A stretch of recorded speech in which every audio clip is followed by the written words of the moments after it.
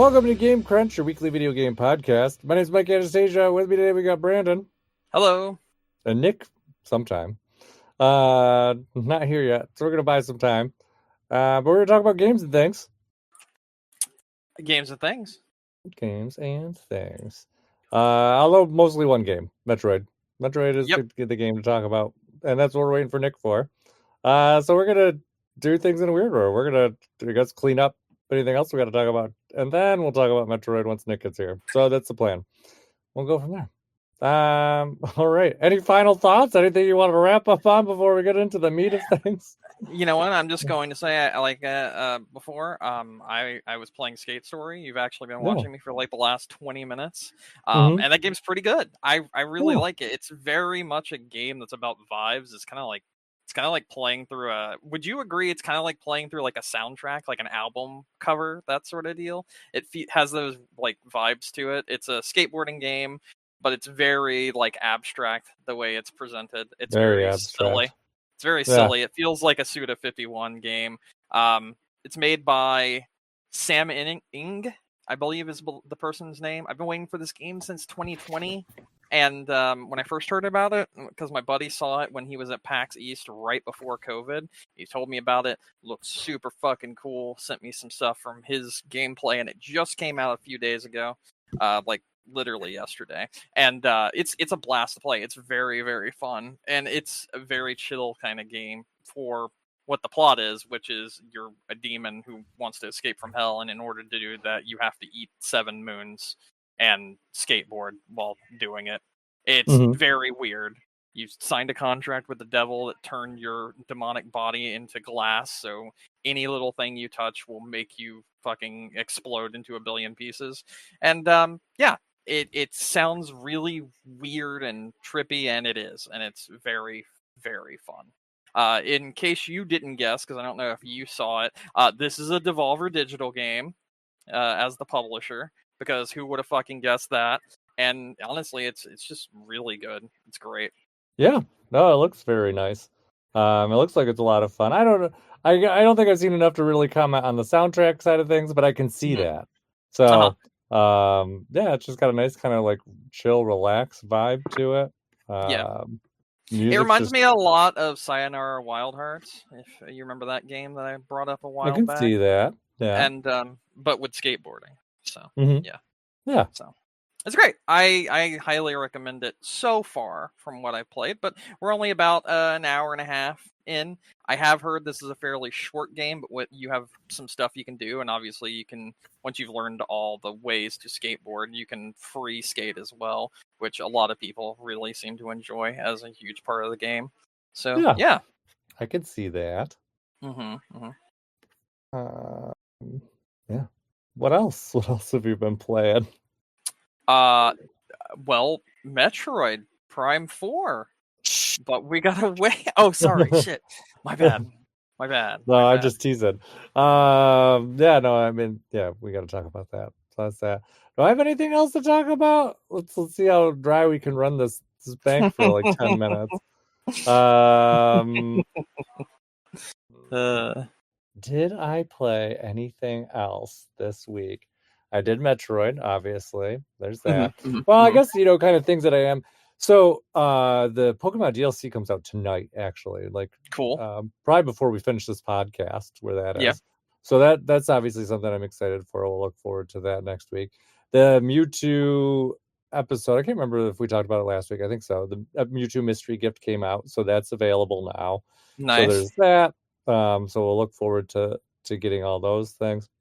I haven't seen any like commentary or like additional preview content on it, so who knows? Kind of going into it more or less blind, aside from the DLC leaks, but it sounds like there was a decent amount there, so I'm excited about that. Hopefully it ends up being a lot of fun, but that's obviously something we'll talk about quite a bit next week. So there is that. Apparently too, rumor wise, there's rumors that there's going to be a lot of information on the Animal Crossing update this week, next week, supposedly. Supposedly Nintendo's been doing preview events for it this week, which makes sense considering it's coming out next week. So we may get some more information on that coming up in the next few days. So that will be exciting. I have a feeling that there's probably more there than they've kind of let on so far. So it'd be nice to kind of see what they're baking for Animal Crossing, because obviously they want that to be, exciting for people. So that is one thing. I'm trying to think, did I even like watch any like movies or anything this week? I didn't. No, I don't think I did either. I mean, really, it's just been like I such a played like whirlwind.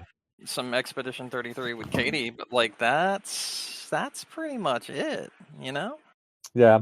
I mean, I guess speaking on that, do you have any kind of final thoughts on the game show awards? I do not. I'm just asking. Well, again, I thought we were going to talk about that with Nick, but I will say this. I mean, pretty much Expedition 33 will win in everything it's in. It won't win player's voice because I do want to talk about this, but again, I want to say this while Nick is here. The reason why Expedition 33 is not going to win player's voice is because it's up against Genshin Impact, and they actually bribe their players, saying if we win an award in any award show, we'll give you free pulls in our game. So they give people like $20 worth of gotcha pools if Mm-hmm. they go and mass spam votes for their game. So a lot of the time, gotcha games will end up running away with awards that are player's choice because they literally incentivize people to go vote for them, which is very scummy. So yeah, there's that.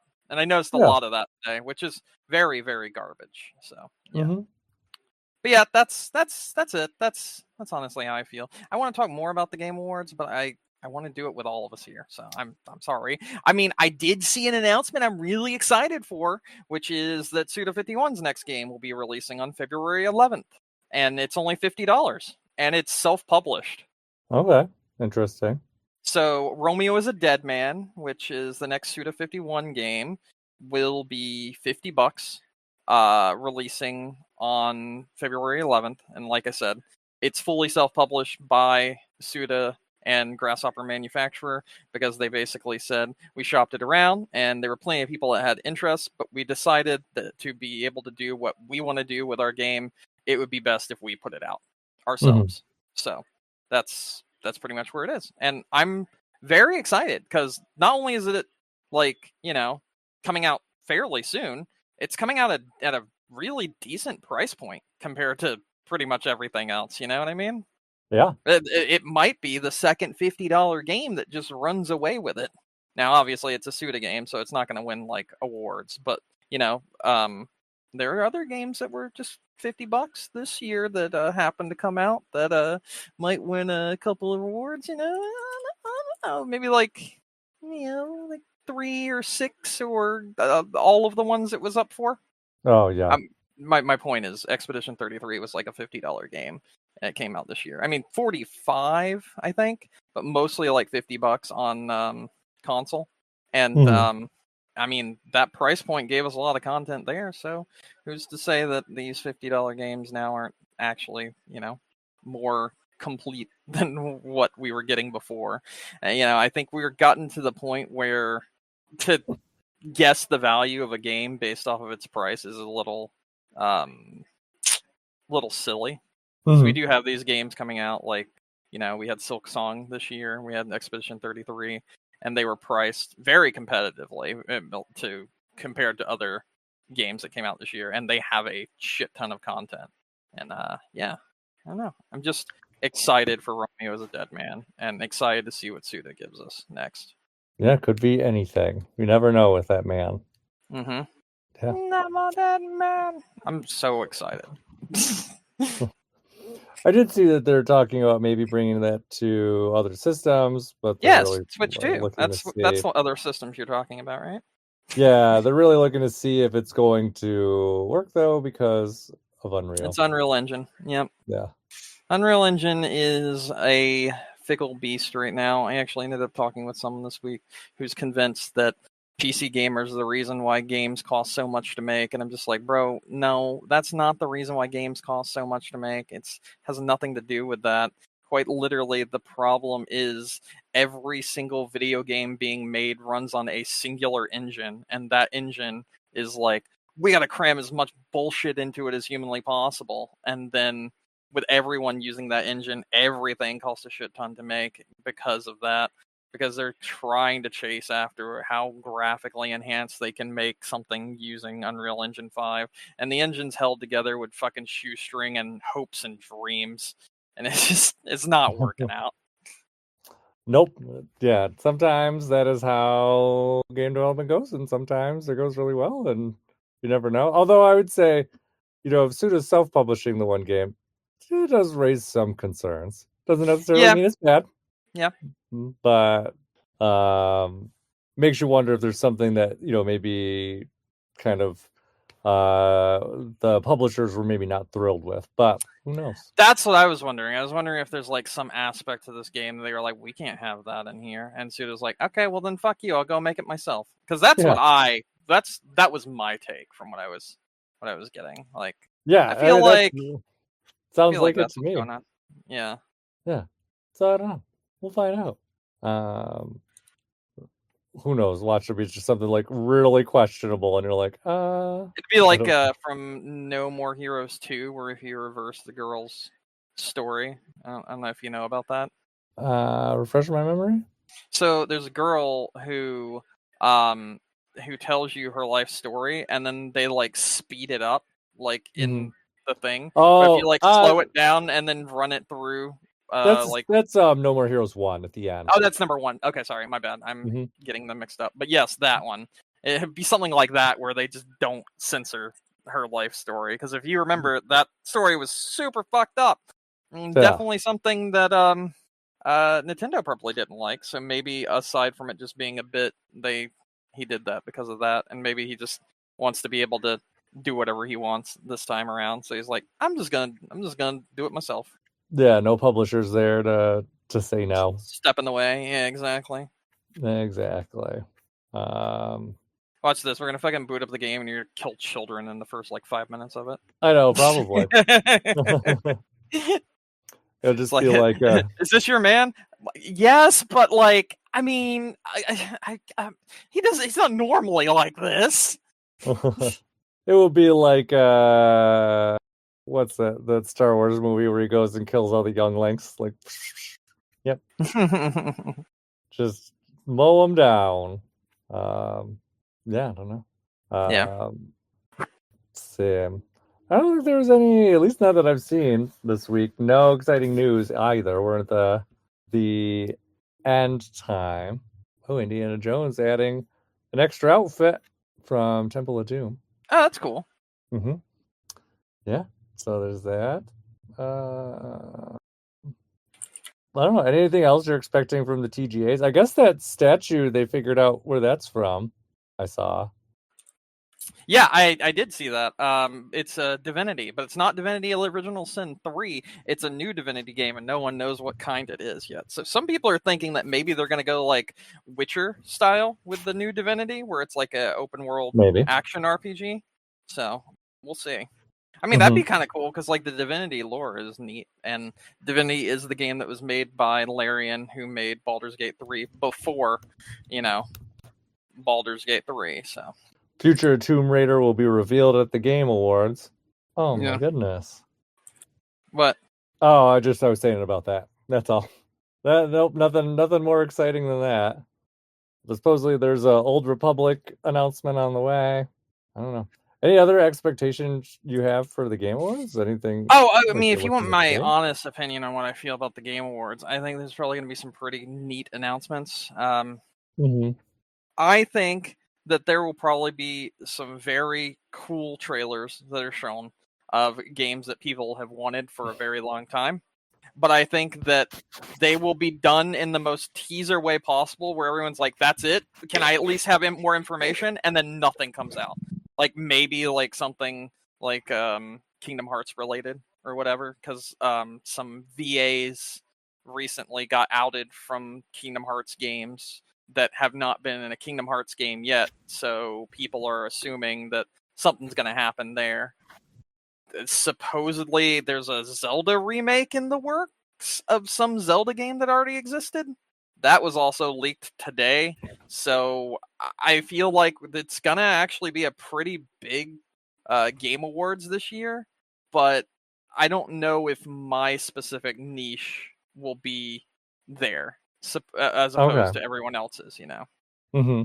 So for me, I look forward to it because I like seeing new things come out, but I don't think any of the games I'm interested in or the genres that I would be interested in are going to show up there because it's just become so oversaturated that people hate the genres and stuff like that now, as well as like the things are no longer niche. So I don't see that happening. So Fair.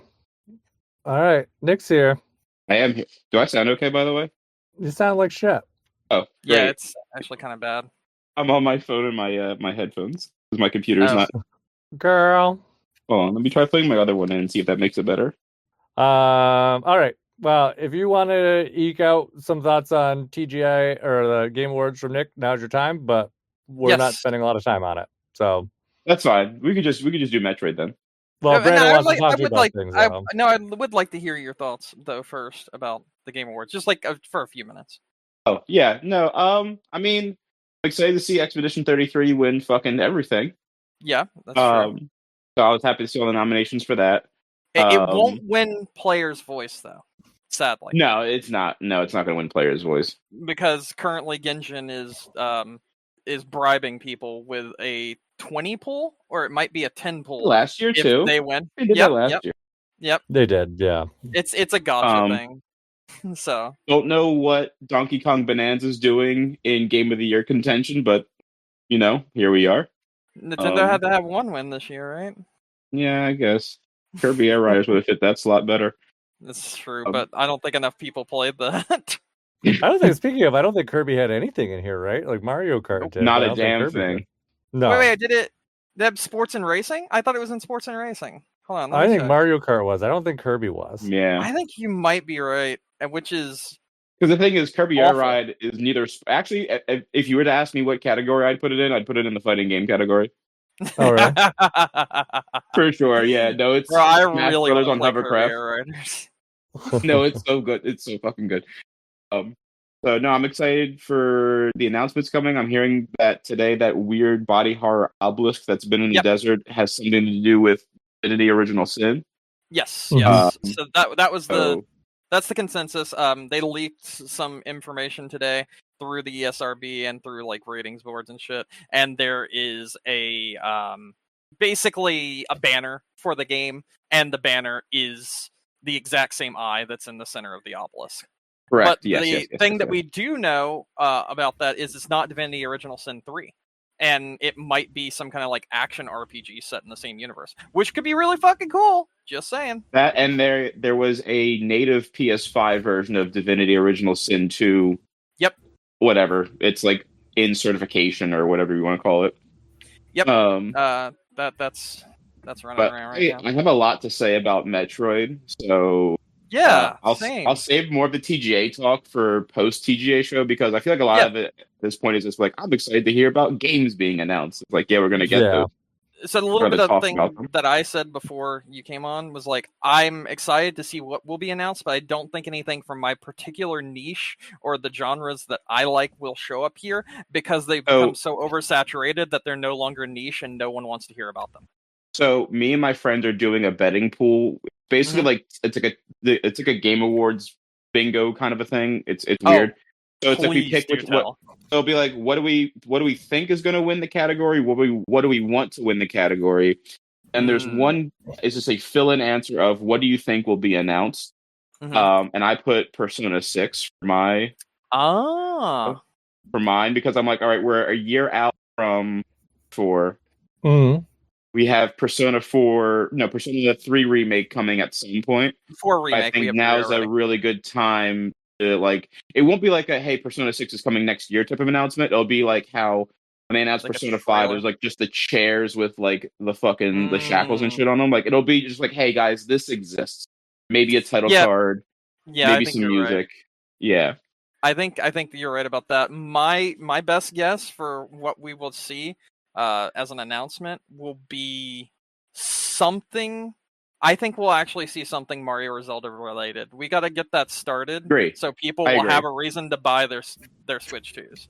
Well, they didn't announce their big Mario title for next year yet, and there's a new Mario movie coming out next year. They're doing all like the Mario anniversary shit. Yep. So I think now, if they'll announce it at the Game Awards, Nintendo kind of does weird things where like, hey, there's this big stage where you can show off whatever you're working on. Like, no, you video on a random Tuesday. Nintendo will never announce something like that at the Game Awards. Yeah. I will go on the record and say that now. Never, ever, you might see ever, a new Sonic. ever. So I would agree with you if it was not for the fact that we are under new Nintendo management, and I don't trust them as far as I can throw them right now. It feels more and more like the average AAA video gaming directors and board of directors and shit with Nintendo this year and some of last year than it has in a very probably ever since being a Nintendo fan. To the point probably where since before the Wii. Yeah, exactly. I see them going down a route where they would be the kind of people right now to announce something major at one of these award shows because of how little they actually care about a lot of their IPs and things currently. No, there is zero chance. They make so much hype off of Nintendo Directs that there's no way they'll do it at the Game Awards. Game Awards offers them nothing. Little trailer. All it takes is a 15-second little trailer, and then they can throw it up on Twitter and So I'll give this to you, Brandon. I don't think they'll announce a Mario game there. I do think that what you'll see is Donkey Kong will win like the family game category, and then they'll show off that new DLC that leaked. There's another DLC for Donkey Kong? There's Donkey Kong Bonanza DLC for Mario Kart World. Like a new K-roll render, some other shit. So they think that they're adding Bonanza DLC to Mario Kart World. I mean, that would make sense. I mean, obviously, there's got to be something coming from Mario Kart. I mean, that's more in line with stuff that Nintendo would announce. I mean, if you think about the announcements that they've done in the past, it's what they had Joker for Smash Brothers. The biggest one. That is actually the biggest one they've had yet. Yeah. That was such an out of left field thing for Tropical Freeze. Yeah, but that's the most exciting you're going to get. They're not going to go. They're not going to do a game announcement, like something little, like if they're going to do anything. But they haven't done anything the last couple of years because they've not found any value to participating. So to shift, have you guys talked about Metroid at all? Nope. No, we've been waiting on you the whole time. Fuck yes, my dude. So excited. Yeah. So launch away. Well, let's hear what you have to say about Metroid. All right. So, have you both been playing it? Yep. Yeah, I'm almost done. I'm pretty close to the end. So I'm about halfway through. I have 3 keys. That's all I'll say. I also have I just finished the ice shelf, ice whatever area. You too? Yeah, I did literally like a few hours ago. This game's currently sitting at about a 7 out of 10 for me. That is how I feel as well. I feel the exact same way. That's crazy. Look at us, Brandon. So the good about this game, when you're in the biomes, like the areas, it feels like Metroid Prime in all the right ways, except for when you're in Volt Forge and you play that Tron level to get your Viola license. Yeah, that was really silly. But everything else, I do think everything else about Vault Forge was really cool, though.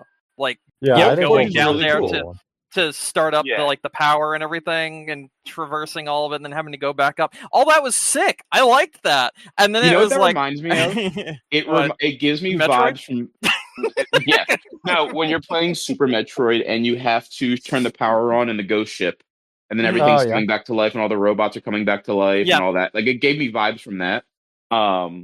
So no, when you're actually in the biomes, so when you're in Fury Green, Volt Forge, Ice Shelf, whatever, feels great. 10 out of 10 Prime. Like this is what I want.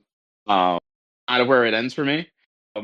The voice acting's terrible. The writing is fine. Oh my god, Kenzie is good. Fine, but it feels like I'm playing an early JRPG that got like a really shitty dub to come over to America. It's like there's that one guy that you meet in the ice shelf who's like, he's like kind of being like emotional. Like, I wore this thing on every mission. He is not very good at being emotional. And I'm like, you deliver it in such a flat way. Like, this is the one time I'm like, you know what, AI, try it. Maybe. To say, not me. The voice acting's not very good. Nope. I would also say though, I think it's horrible. It's passable. It's passable, but also like, come on, like I feel like it feels like everything was kind of done on the first take. Hot Like they take. came in. Can I give a hot take? I want to give this hot take. It's so good. All right, Pokemon. Take away the voice acting from this and give it to Pokemon instead. Yeah. Well, and then fair. what's goofy about it too is like Nintendo's still on the silent pro tag thing. Samus. Yeah, literally, like, Samus doesn't Kenzie, speak, and then these guys are just yapping their asses off. But Kenzie looks at Samus and he's like, "What do you think?" And it's just blank, it's just fucking deadpan like silence. Yeah, I don't think it's supposed to be intentionally funny, but I do keep laughing when they're so like, funny. It's so funny, dude. They yap a lot, and then they're like, "What about you, Samus?" And it just pans over to Samus, and she's just like. Every conversation Not a that single an NPC word. Every conversation that an NPC has with Samus is basically a conversation with me when I'm scared off an edible, where like you're talking to me and just nothing. You know, just you get like maybe like a shrug, not even like a thumbs up. You get like a shrug or like a head bobble. Yeah, so the voice acting traumatized. Not good. From Other M. I think that's really what it is. I think they were like, oh no. We saw what happened last time she talked. We can't do this again.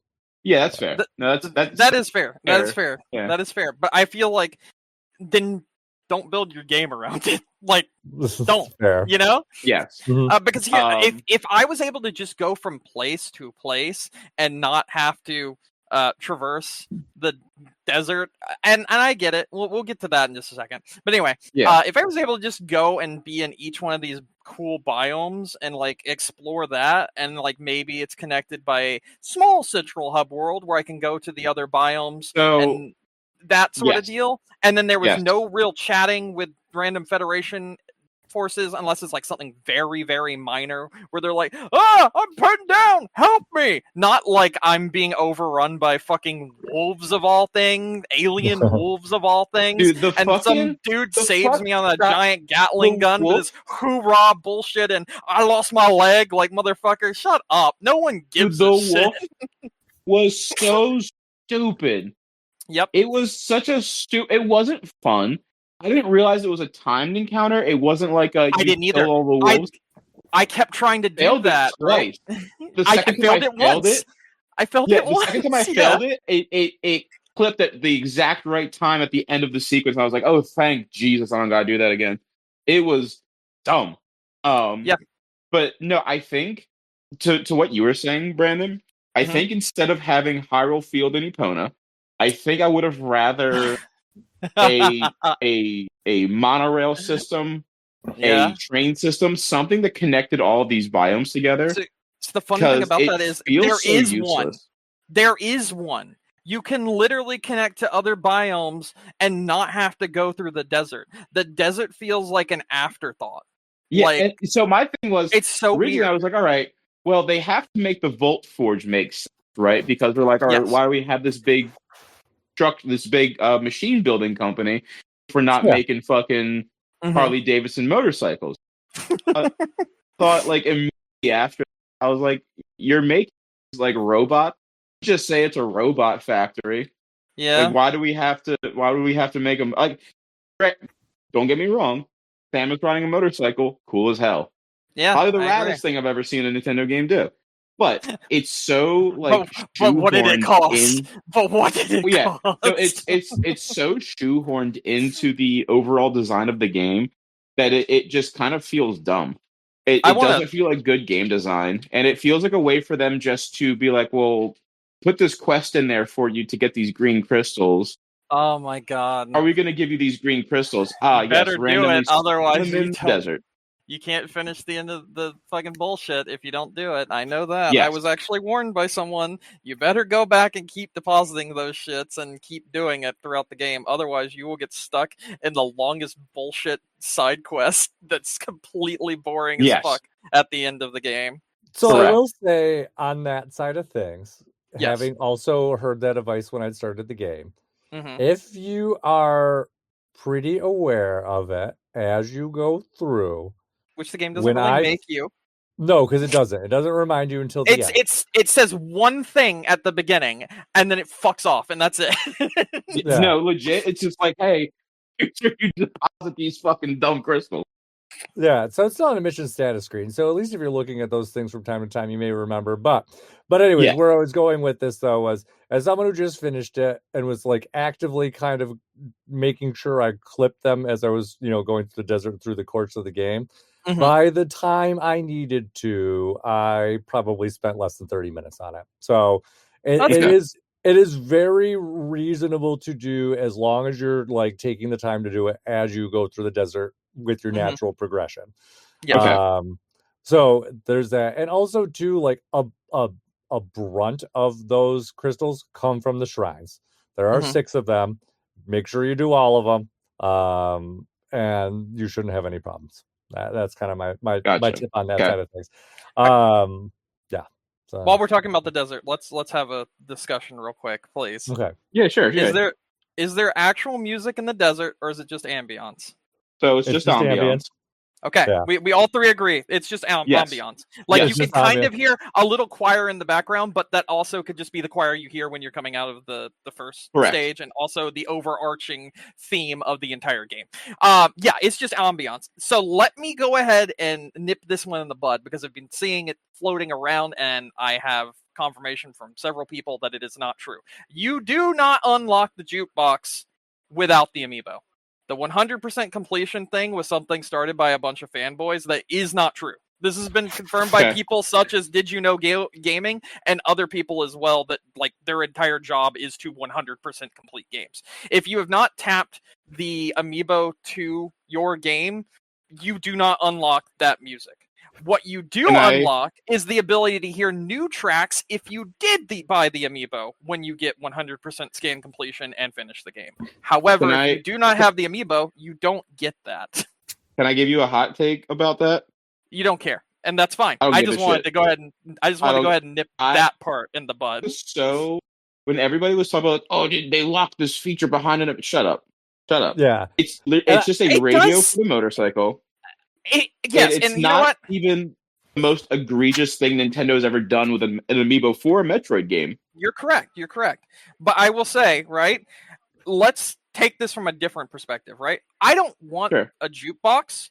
I want a good song when I'm driving around in my open area. You brought up Hyrule Field earlier. Let's think about Hyrule Field and how shitty it would be if we didn't have the fucking like Epona song and shit like that playing when we were in Hyrule Field. Like it would just be barren and dead, and it kind of sucks. And kind of explain my head is with that. Yeah, I agree with you that we should just have better music. Problem is, and this has been a problem for more modern Metroids, because Dread had the same issue in my opinion.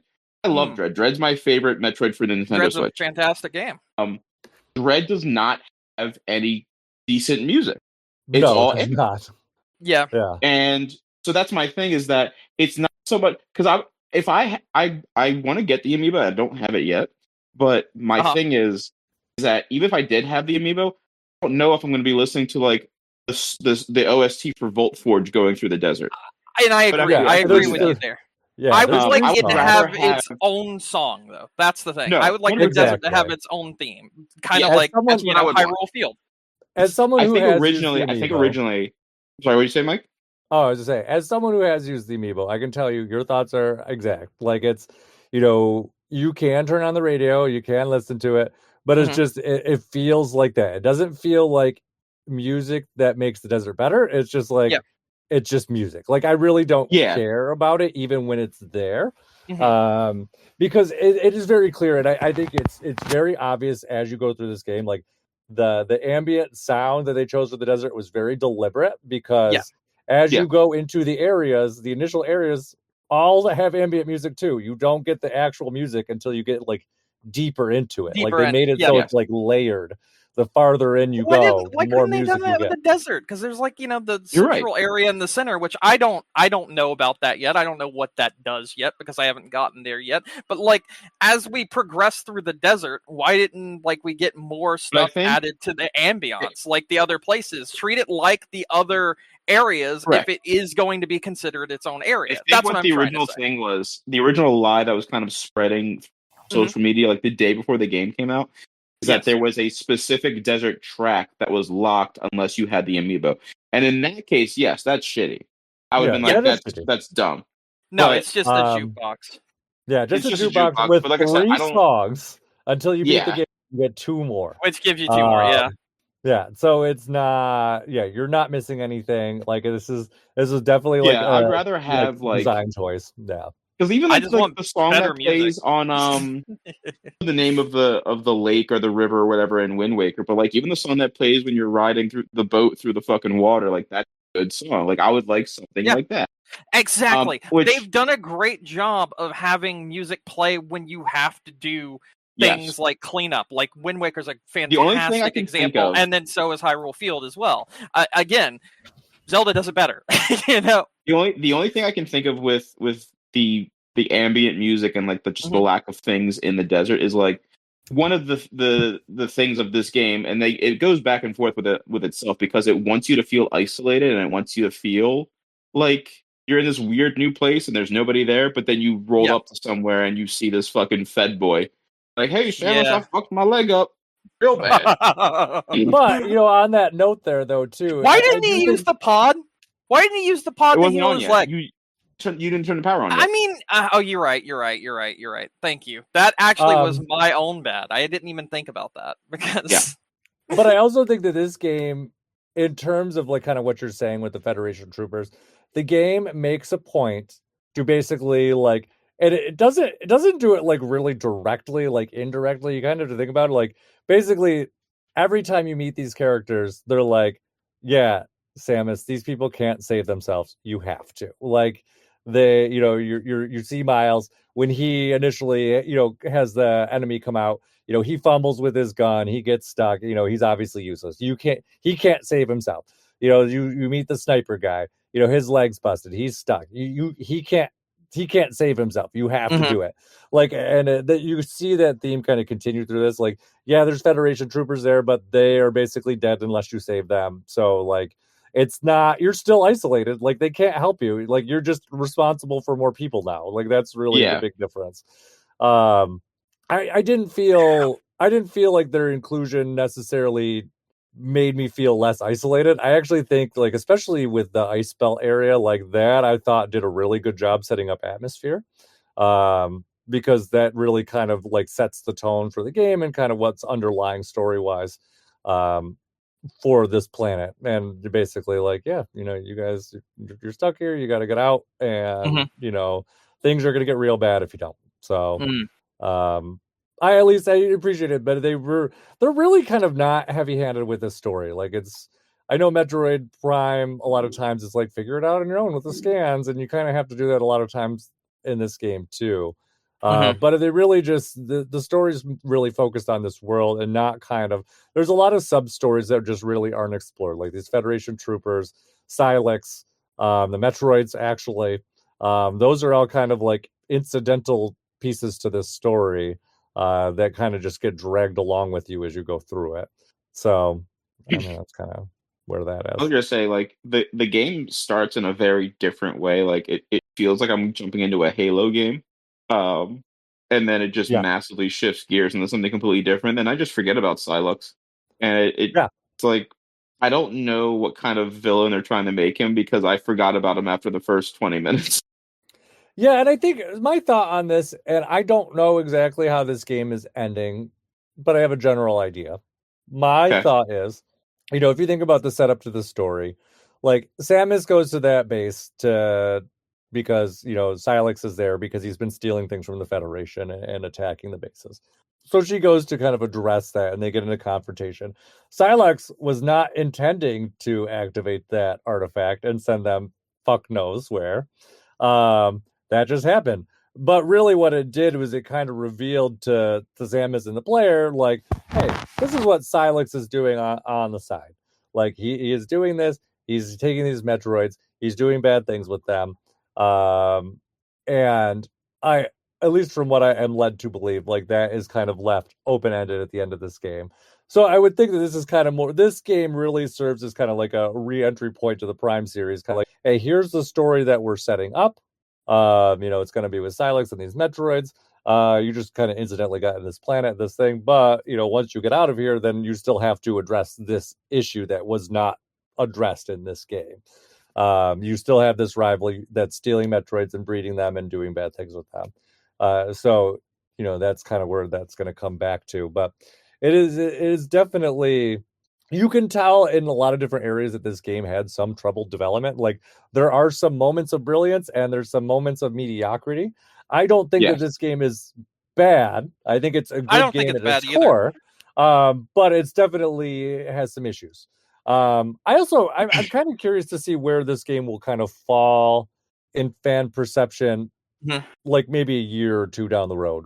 Because I think actually right now, like the fan base really hates it, but I think it's going to be more like Skyward Sword, where people will warm up to it over time. But it's not going to be like, oh yeah, this is the greatest game, and that people overlooked. They're just going to be like, yeah, it's not too bad of a game, and people just shit on it for some really stupid reasons. But there are issues, but it's not a bad game. And debatable, depending on what you're looking for Metroid games, I would say too, debatable on whether or not it's going to scratch that itch for you. As much as people like to say like Metroid games are always X or always Y, like we've seen like literally from the beginning of this game, like every game can be wildly different. Like a lot of people are like, oh, this game doesn't have as much, backtracking or exploration or new areas to explore in places you previously had been. But if you think back to Metroid 2, the second game, like there's not any real backtracking in that game. You were just moving forward. Metroid 2 is like obviously it was the second game at the time, but like in the context of the rest was like a huge departure from that, because like the first game was obviously very much just a backtracking Metroid type game, and then it was Metroid 2 was like, all right, you're hunting down all these Metroids. Yeah, completely different, and then you go back to the formula in Super.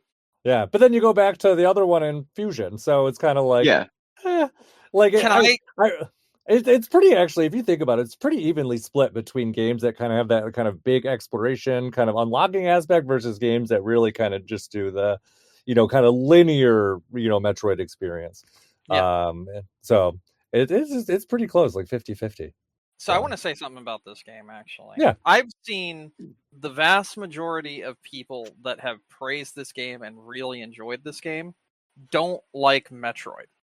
and that's been not much of a surprise to me, because I want to say something, because you did bring it up. You brought up how, the Federation forces that you're finding, they can't survive on their own. They need Samus's help. Otherwise, they are sitting ducks, We brought up how, like, there's some very cinematic moments whenever, like, entering into a new biome and all this sort of thing, and how it seems like there's not much of a story, but there's a lot of bits and bobs and pieces where it takes the whole atmospheric approach to everything in a way that is very slowed down, like make you look at everything, which has always been a part of Metroid. But I do feel like at least in the first 6 or 7 hours, there's a lot more things here that the game shares with. What? Oh, no, we're not doing that. There's a lot more. There's a lot more things here that this game shares with much more cinematic experiences in gaming.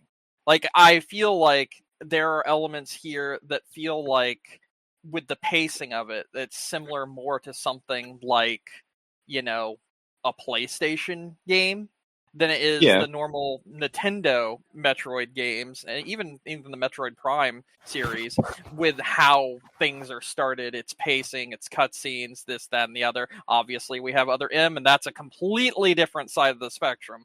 But what I'm saying here you got pinball. Is you do have pinball. What I'm saying here is it does feel like it was kind of trying to appeal to people who haven't played Metroid before, using some sensibilities of modern gaming. And in some respect, I don't think it works. But then there's moments where this game really shines, such as its atmosphere, as we've talked about before, such as like things like when I said, traveling down to Volt Forge to get all the power turned back on and coming back up, and how there are some things that you can come backtrack to do this, that, and the other, like with normal Metroid games. But it does have a very linear feeling in those first like 6 or 7 hours of gameplay to the point where it's almost at fault, in my opinion. But I don't hate this game, and I don't want it to seem that way. But I do feel very like meh about it. Like it's not bad, at all. That's kind of where I am. Yeah. It's fine. It's the worst of the 4 main games for sure, in my opinion, so far. But it's not saying much. It's like it's in good company. Like they're all good games. It's just not. Do you feel like what I said though, where it feels like a modern game, kind of like with the way its pacing is?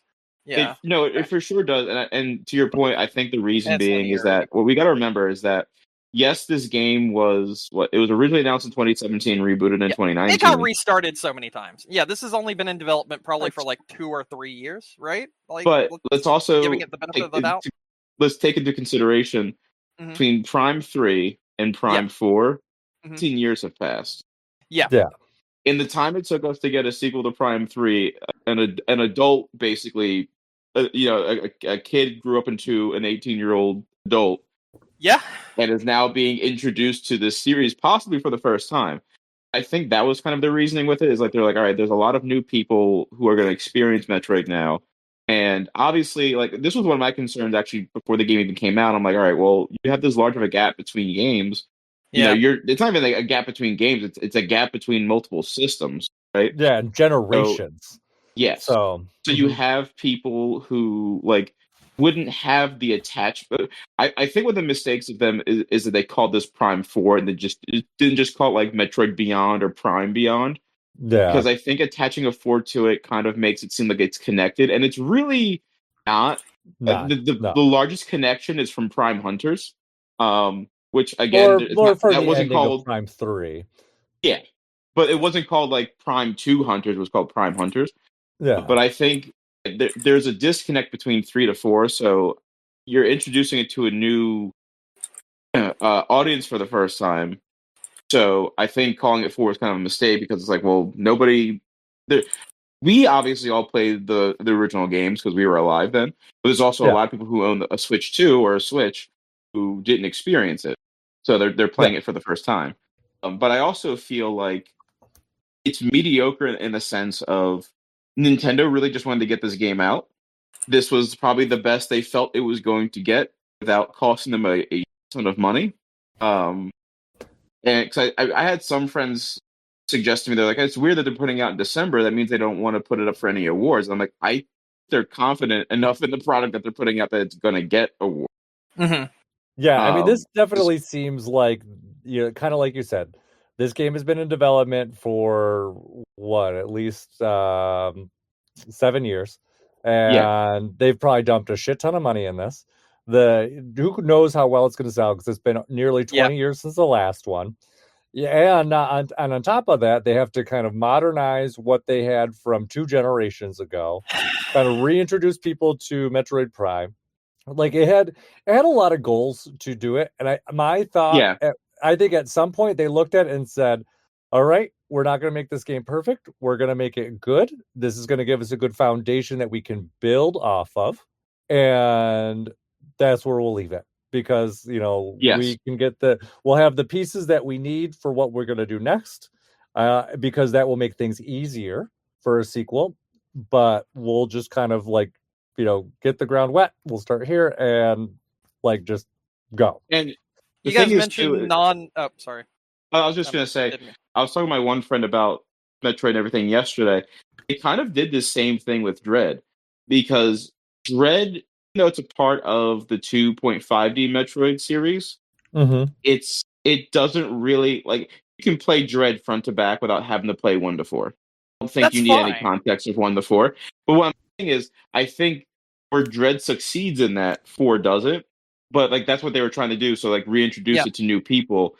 Because like I said, I was talking to my friend about it last night. Like Dread was the first Metroid game he played. And I was like, oh, you should go play the old ones. And I had to explain to him like how we got to Dread, like story wise, and like because they get confused because they're like, well, they said there's no more Metroids after Super, but I'm playing Metroid Prime, and I'm like, I get to talk about the timeline now. But no, I definitely feel Like it was just like all right, good enough. It gets because consider too. This was the last time Nintendo announced a game this early. Like this changed Yeah. Nintendo like on a chemical level. They Yeah. announced it and they were like, oh fuck. It ain't coming out in 2 years, it ain't coming out in 4 years. Yeah, Nintendo never forgets. They get traumatized and then they're like, oh fuck. This is definitely an example of that, like I said, Other M definitely was another one too. Where just the fan reaction to like Samus was just so like overbearing. Yeah, and I agree. We're probably not going to see anything like that. Like if Metroid Prime 5 exists, like it is just going to be like announced like maybe a couple months before it's ready to go. Like most other things, we're not going to get these like huge buildups like we were before.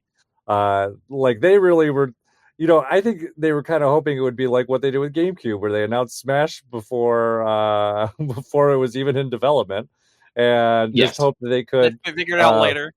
Yeah, exactly. And be like, like fuck it, we'll do it live. Yeah. Well, wait, was it? No, I think it was the Wii one. Sorry, that's what I meant to say. It was the Wii one where they announced it before. I didn't even know it was coming. Yeah, Sakurai did, and he goes and well. asked him about it later, and they're like, "Oh yeah, we were hoping you'd make it." And be like, "Oh, what the fuck?" It's like, if you don't, we're just gonna do Brawl and just squeeze some online into it. And he's like, "Well, we can't have you do that." Or sorry, Melee and squeeze some online into it. Is what I meant to say. Mm-hmm. And yeah, so they just kind of strong-armed him into that. They don't have the same ability. I think they wanted to do that with Metroid Prime, but they did not have the same, team to do it. Like, you can say Retro is great all you want, and they are a great support team, and that's really what they've been doing primarily the last few years.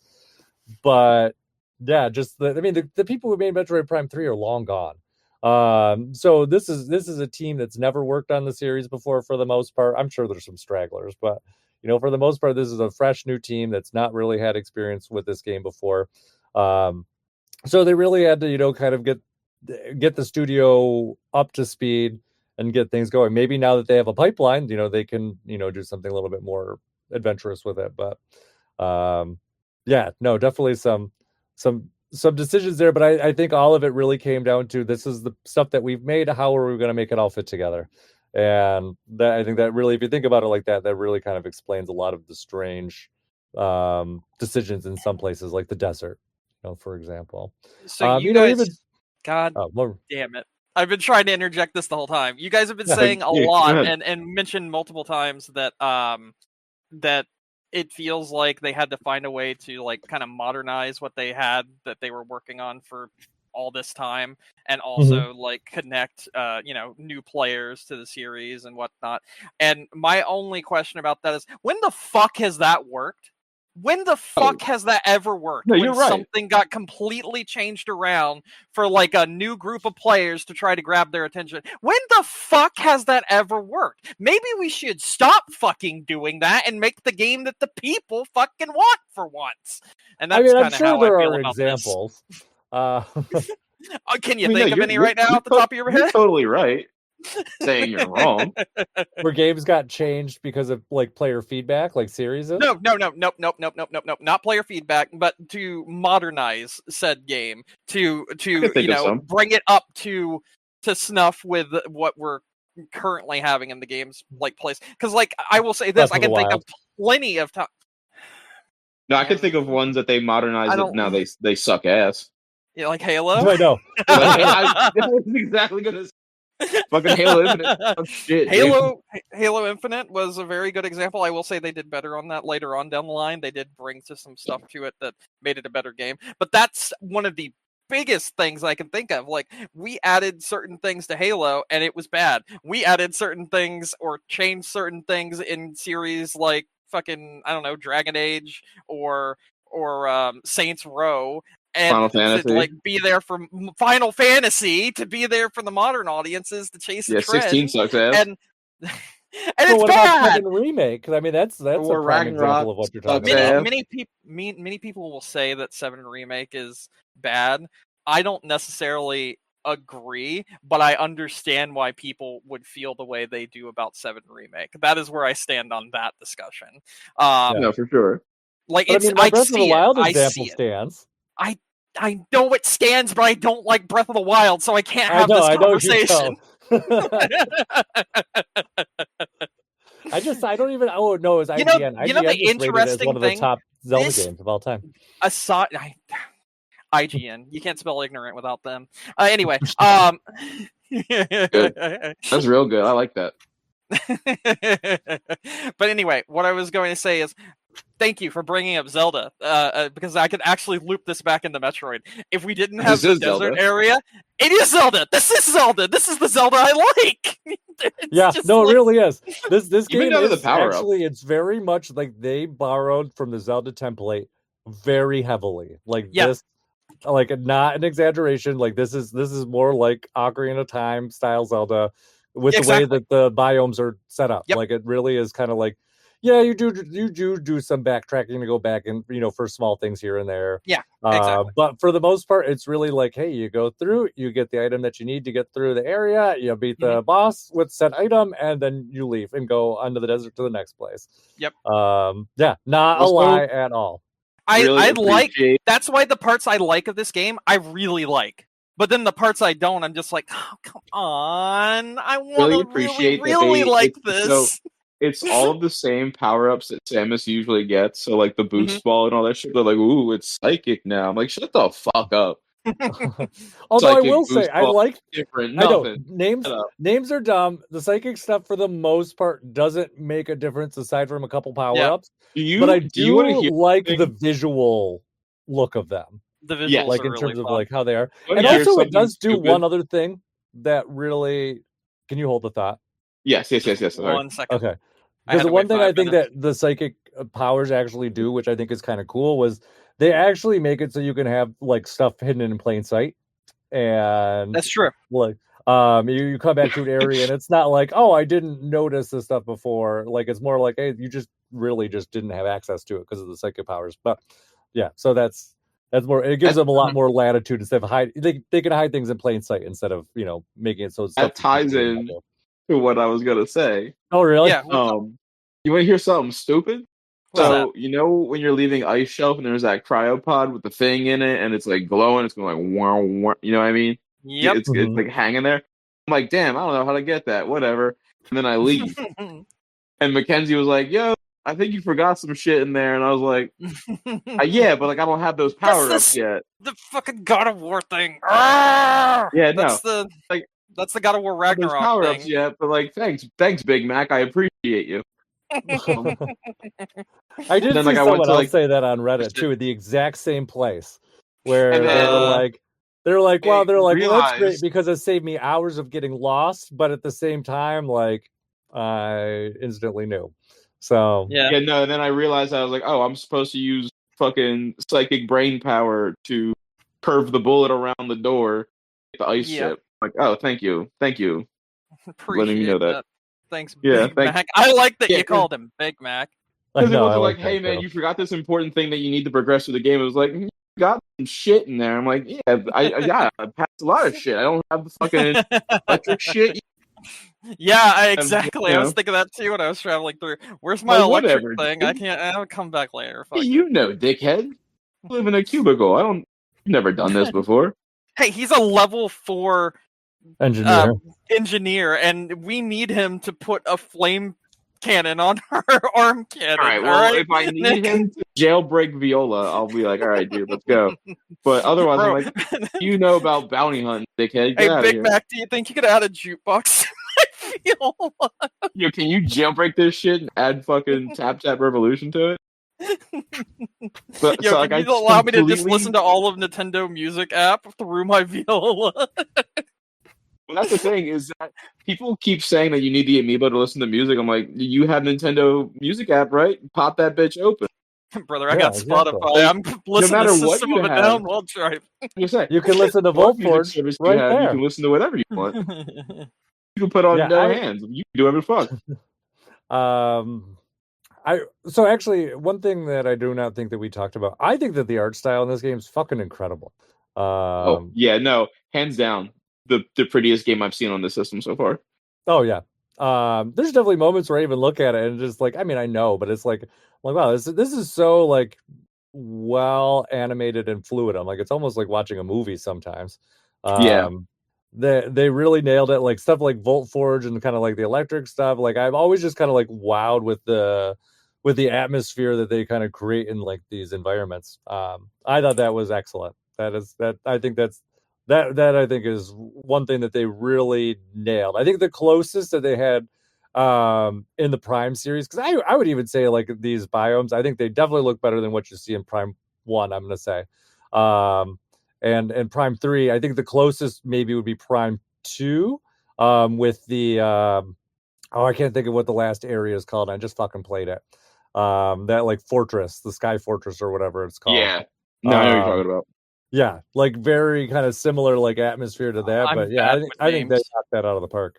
Which it's funny because like obviously there's always that one dickhead when a new game comes out. They're like, Yep. it doesn't look as good as Xenoblade did in 2015. And I'm Bro, like, just shut the fuck up. dude. It's art direction versus graphic styling. Well, the HDR in this game is incredible. The game looks very good, and even on handheld, it looks great. I played it on handheld today same. for the first time, and I actually had a blast playing it on handheld. You know what I don't like though, which I really wanted to talk about this. I don't like mouse mode. It is awful. It is Oh, really? actually I didn't even try it. I god-awful. forgot about it. I'm I played me- almost entirely with pointer controls. So let me explain why mouse mode is so bad.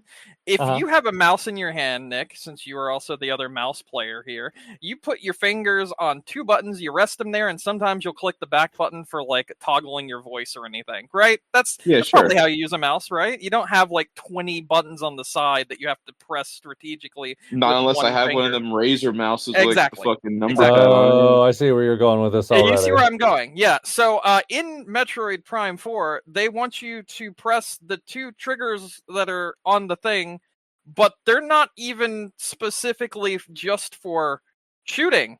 In fact, by default, your shoot button is still the A button. So it wants you to lurch your finger over the side and hit the A button while you're holding it sideways. And if you happen to have a Switch 2 Joy-Con right next to you right now, try doing that. It's very fucking uncomfortable. I switched almost every control in that game.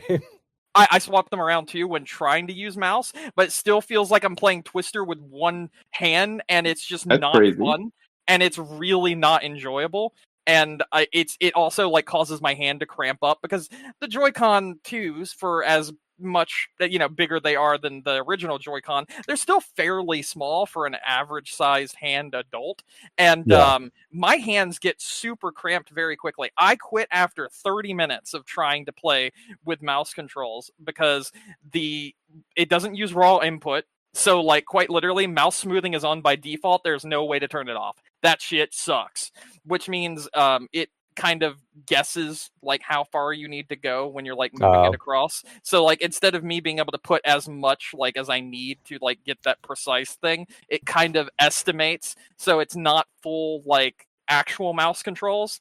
Which is fine. Most things do that when it comes to plugging a mouse into a console, and you still get better precision, but they don't also ask me to use 4 buttons on the side and also the thumbstick, as well as the 2 triggers while holding it sideways. And that shit is just painfully uncomfortable. I'm like doing the iron claw while I'm trying to play a game, and I kind of look like I have cerebral palsy when trying to do it. It's just not good. That's insane. It's awful.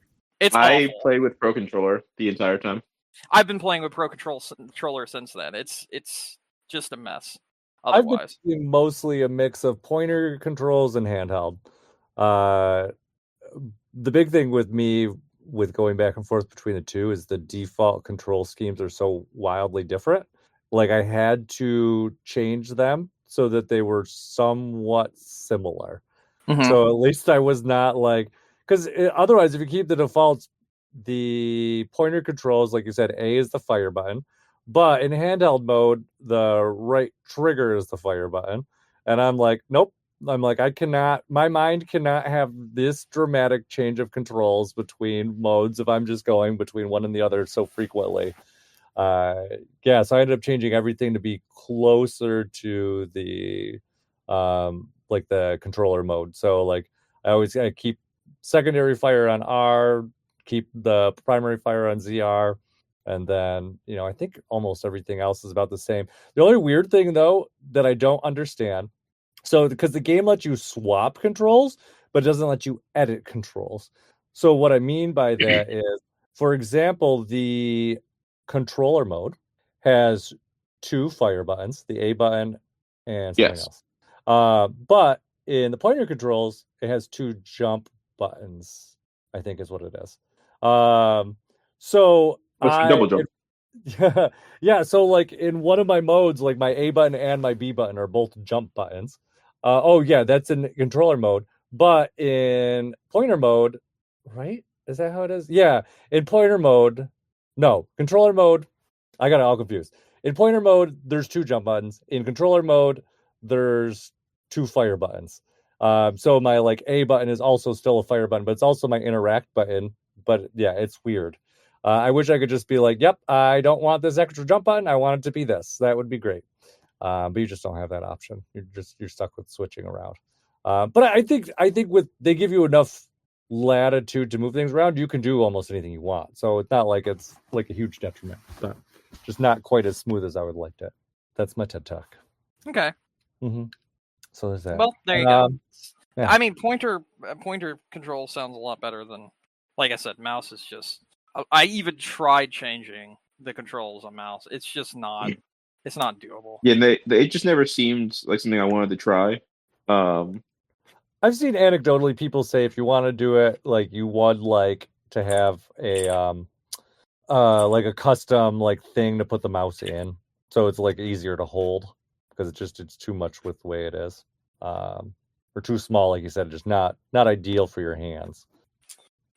I mean, I think it's not only that, but it's the fact that they just put so many buttons on the mouse part of the mouse controls. The other controller, if I could use like maybe we go back to the drawing board and how it works, or give like a real mouse or something, because like they're using all the buttons the same way you would in the normal game, but they're using it in mouse controls, and it just, I don't know, man. It's You can't odd. use all the side buttons. That is too much.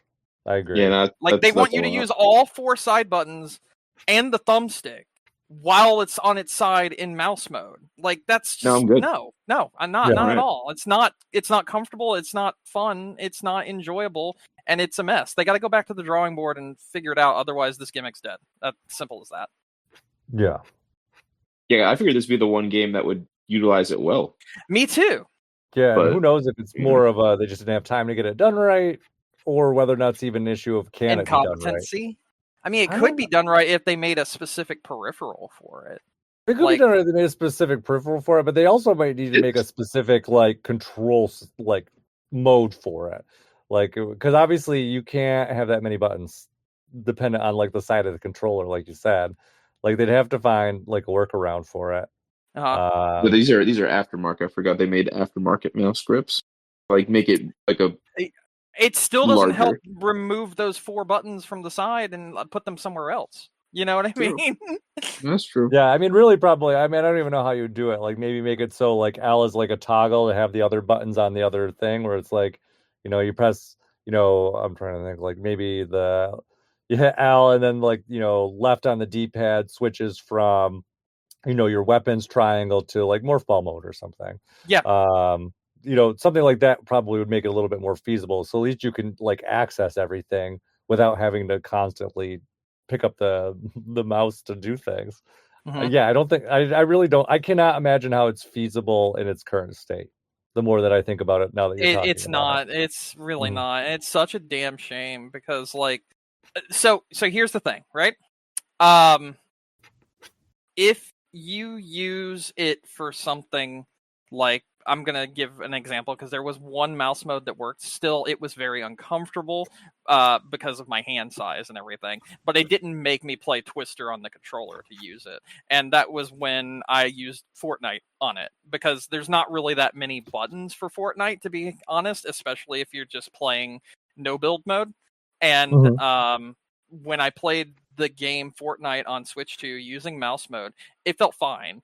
Again, if the Joy-Cons were like bigger or more ergonomic, I'm trying to say the word and not fuck up, then it would be better, obviously. But the thing that was best about it is they didn't make me use every button on the side at the time while playing. So it was just more feasible. But Metroid Prime really wants you to use every single button the exact same way in mouse mode as you would in Joy-Con mode.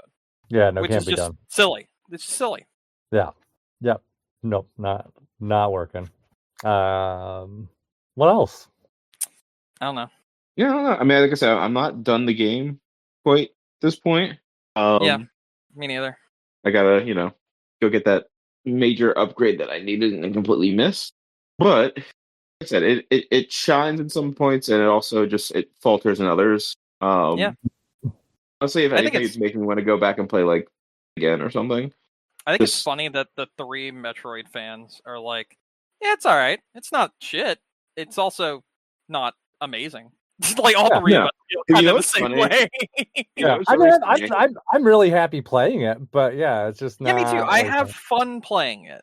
I just have fun playing wish it too. was more. I wish it was more, and the problems that it has, I notice them, and then I just kind of like go at thinking about what could have been. Just a deep, hearty sigh. Well, what's funny, like the thought I had was like, if this is what they put out, I really want to know what Nintendo what was got like. canceled? Absolutely, yeah. Like, what did Nintendo? Nintendo went to Bandai was like, nah, fuck this. This is horrible. We can't do this. What if it was better? That's the question. I doubt it. It could have been. I mean, it's kind of like it could have been better. It could have been worse. You know. Yeah, it's true. It's true. I mean, there is what was I going to say? Oh, there's one thing. Actually, there's one topic that I don't think we talked about at all, and you guys may just not have as much experience in this area of Metroid yet. But the bosses are fucking great. I love the bosses that I've played so far. They're great. They are really good. I agree. I think the bosses are absolutely the highlight from the way they are presented to like the elements of like kind of foreshadowing to what the boss will be as you're working your way to them. I've really enjoyed it. To the actual sheer amount of mechanics that any given boss has had, like even going back early to like Volt Forge again. I believe it was Volt Forge. That one like boss that was oh god, why can't I remember their name? It starts with a V. I don't remember any boss's name, so okay. Anyway, it was like the robot creature that had like a shield, and you couldn't do anything unless you attacked its feet, and you had to go into morphball mode and drop like bombs so that it would walk into them and it would stun it. That was so cool. I liked the idea of that. I liked the idea of the plant boss where you just got the new like charge thing and you had to hit all of its sweet spots to actually open it up and be able to attack it. All of that stuff is sick. It's actually very well made, and I think that that's like the highlight of the game so far. Like definitely all the bosses. Yeah, because I just the boss of the ice level is the one that you get like the gravity or the psychic whatever fucking ball. Yes. Like that was a fun. All the boss battles. I just did that really a few fun. hours ago. They're great.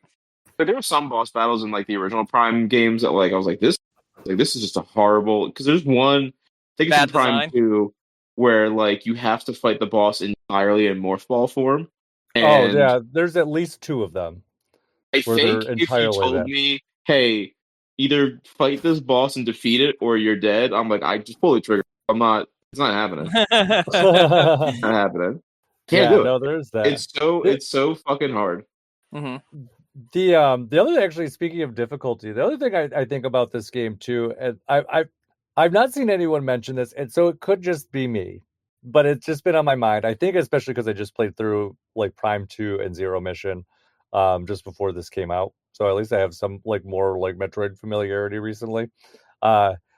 Samus is not a bullet sponge in this game at all.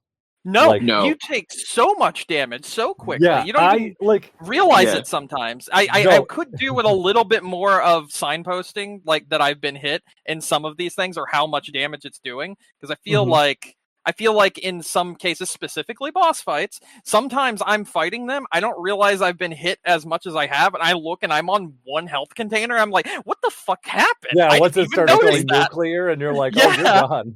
Yeah. I think happened? One of when like the androids were like, I walked into Volt Forge and it was like an android was shooting me, and then there was 2 turrets on the wall. And the android hit me and took out half an energy tank, and I was like, "What the fuck are you talking about?" Yeah, exactly. Like in the old Prime games, I used to just like run past the turrets. I'm like, oh, fuck that! I'm not fighting these guys. you get fucked up if you seriously fucked up if you try to do that in this game. I've had times where it's like I did one yesterday where I'm like, I have enough energy tanks now. I'm heading to a save room. I'm just gonna run past this turret. Single turret. I lost 4 energy tanks just by running past it.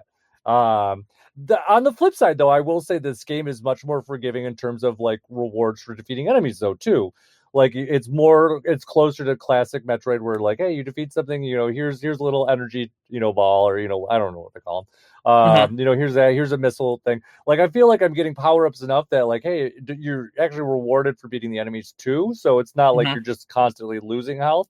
You can get it back if you are careful and take your time too. So. But I feel like that balance is closest to classic Metroid than it's ever been in the 3D space. So I really appreciate that. You lost that much health on normal mode.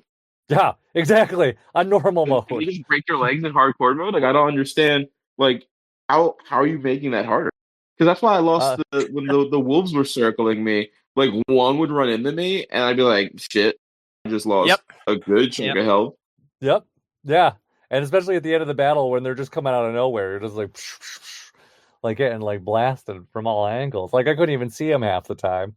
Yeah, I just started jumping. I was like, I can't. I haven't. I got to just jump around and just pray that I dodge them. But on that note, on a hard mode, what it does is the save rooms, they don't replenish your ammo anymore. It's just health only. So now you have to scrounge for that too. That's the big difference with that one.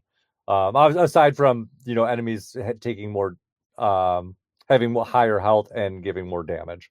So it's definitely I don't know, it's almost tempting to be do I want to try it with this game? I don't know. So there's that. Also, another thing that I know too, and this is early for you guys, but just something to know, because I saw someone kind of comment this online, and I think it's just good things. Because someone's like, well, the power-ups you get are not necessarily always useful for progressing later in the game. No, there's a lot of value to the elemental kind of beams that they have, or I don't know what they call them, charge shots, I guess. Not really beams. You can get the electric beam, the ice beam, and the fire beam. Charge shots. But I did realize, for example, and I thought this was really cool. With the turrets, if you use your electric on them, you can actually grappling hook them off the wall and just get them the fuck out of there. Yeah. So it's really nice. And actually, if you're playing in pointer controls too, the one thing that actually really surprised me was they kept the motion stuff intact for Metroid Prime 3. So you're still doing the ripping with the left hand. If you want to pull things with the grappling. I thought that was great. That the restoration of the Metroid Prime motion controls, I think, was fantastic. I love those. Or the spring ball jump. I was watching an IGN video the other day, and they were trying to teach someone how to they're like, oh, if you need power-ups, you can let me teach you how to double bomb jump. And I'm like, you can also just press X or do the upswing. You know what's funny? And jump. There was and then one room. There was one room that I was in ball form, and I was like, I'm gonna get that power up, and immediately was going to double bomb jump, and I was like, wait a minute, I just press this button. Yeah, I can just do that. Save yourself the frustration. The spring ball is one of the smartest things they've ever added to this series. Wait. Spring bomb.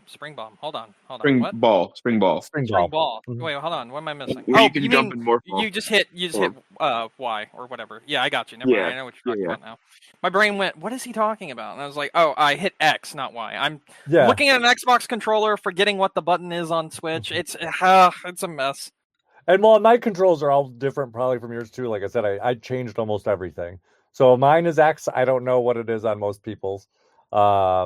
But yeah, so they really did the good. I don't think the game actually ever tells you that it turns on just like the other games. It's not accessible until you get morph ball bombs, and then you have the spring ball with that. Yeah.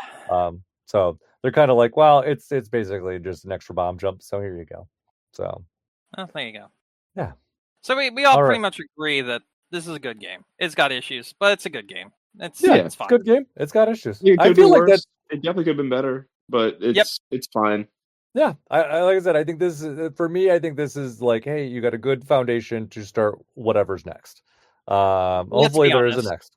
Is there going to be an X? Don't know. That's too early to say. I would say none of us have actually beaten this game yet, right?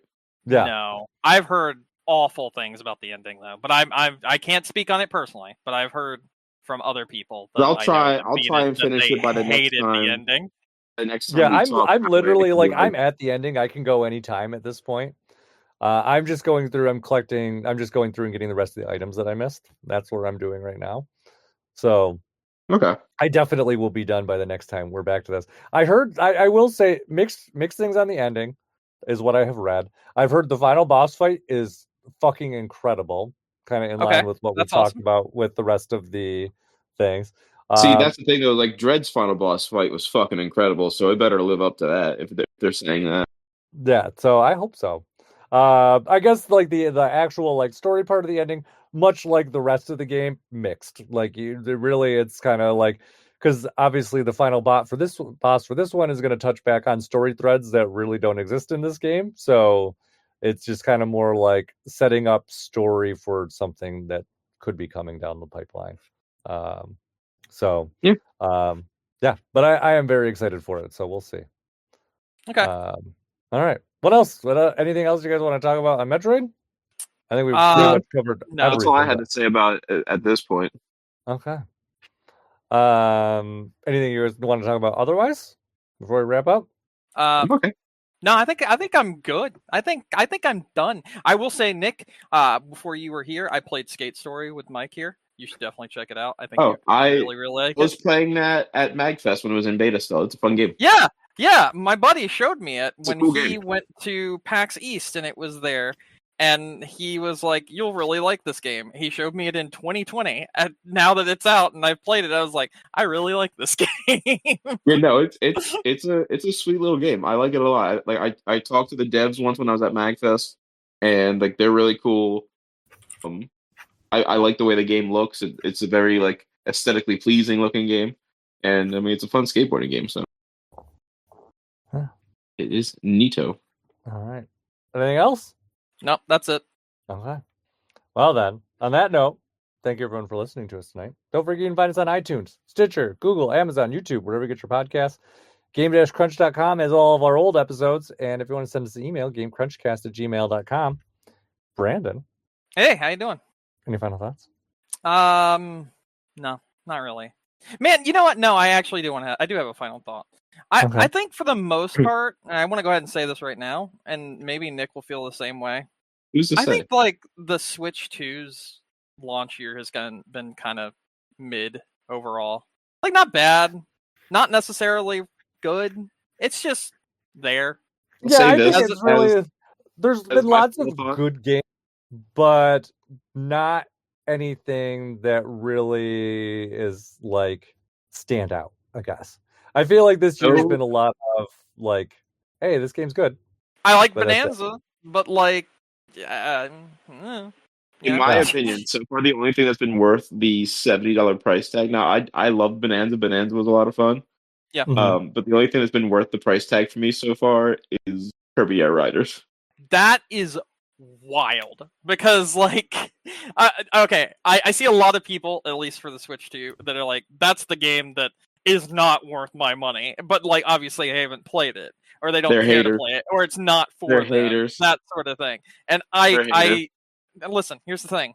I played one round of what is it, the city one, City Trial during the test run, and I was like, this shit is like, it's just madness, but it's fun. Exactly. And that was basically how I felt about it. The thing is you didn't get a taste of all the other legends. Did you play the original Kirby Air Ride?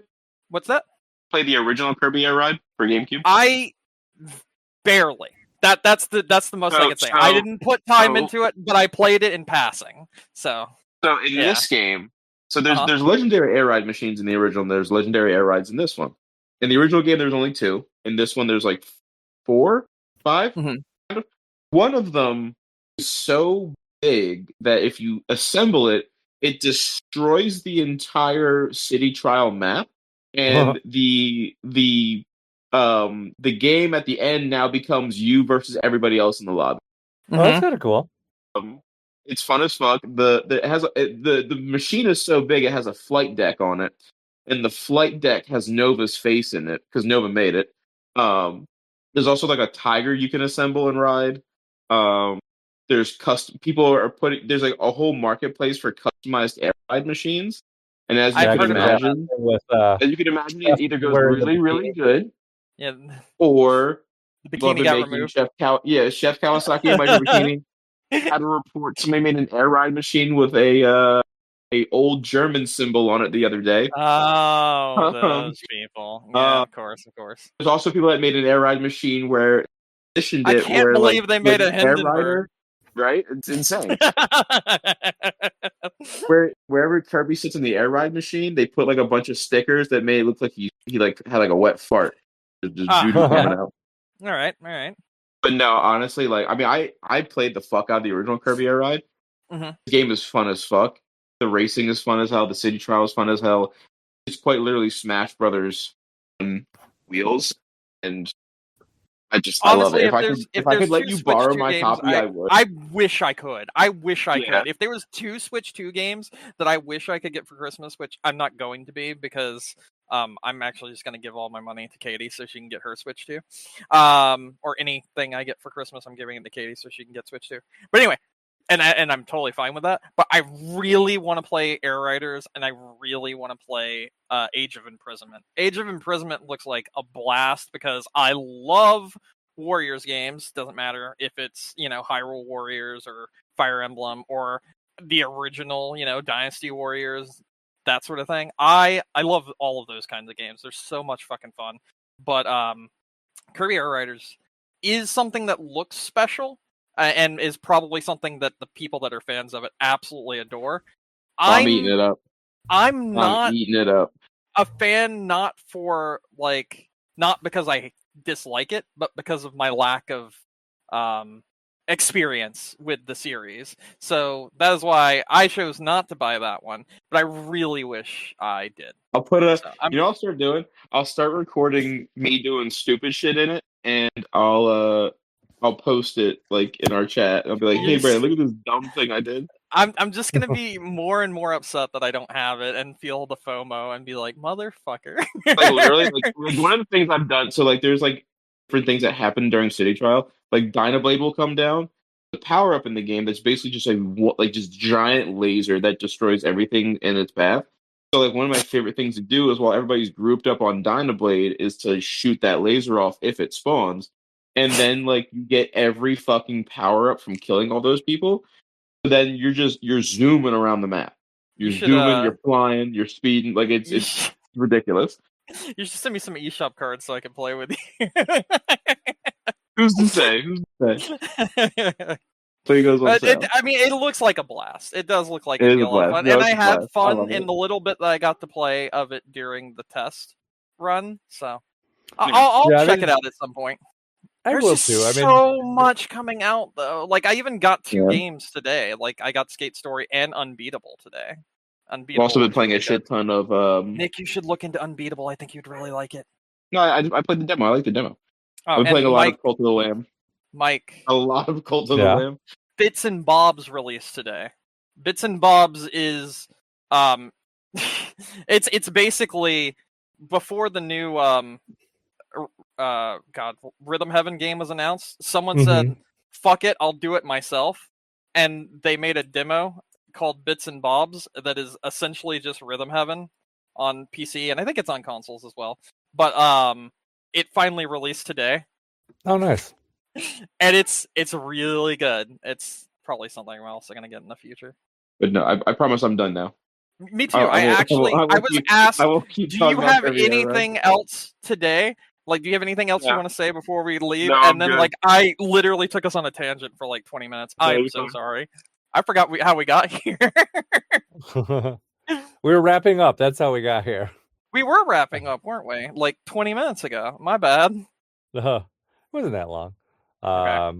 But anyways, I guess on that note, my name is Mike Anastasia. Find me online on Clash of Penguin there or on your favorite gaming console. And until next week, game on. Game on.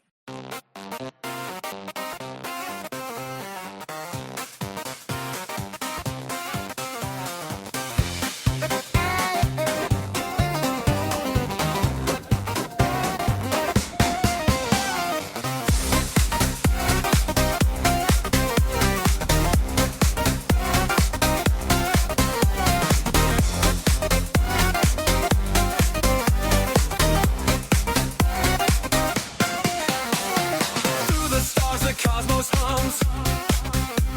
A hunter's path where danger drums. Neon skies avoid a glow. Samus moves, the shadow show. Galactic echoes calling near. A bounty's price in the atmosphere. Game on! The fight is alive. Game on! Where heroes thrive. From the depths of space to the endless lore. Game on! It's Metroid Prime 4.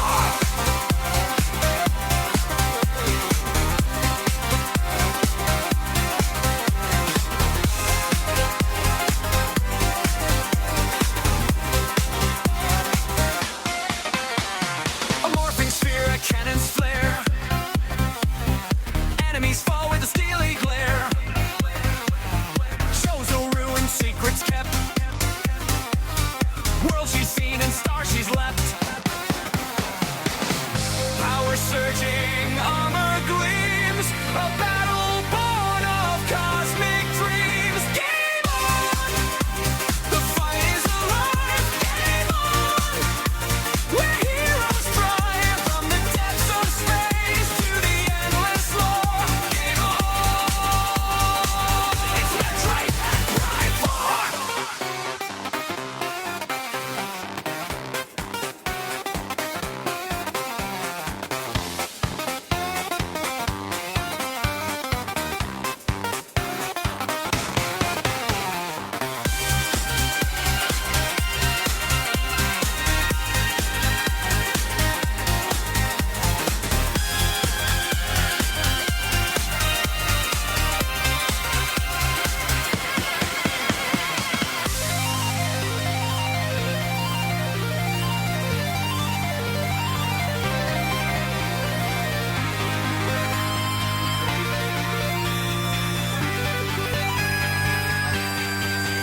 Game on!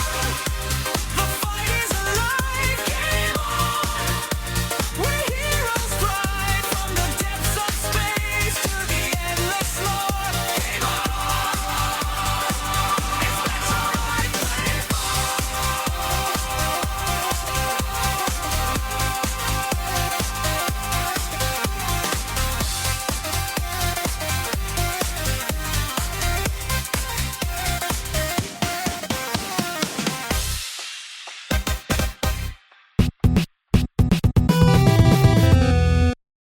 That okay, Nick is about to join. I don't have to bullshit around anymore and make up shit and try to fill time. Wait, did I Yeah. say that out loud? I'm just kidding. No, I thought you said you weren't doing this anymore. no, I'm just trying to formulate my thoughts actually this time because I wanted to Oh, say okay. how I feel about the Game Awards.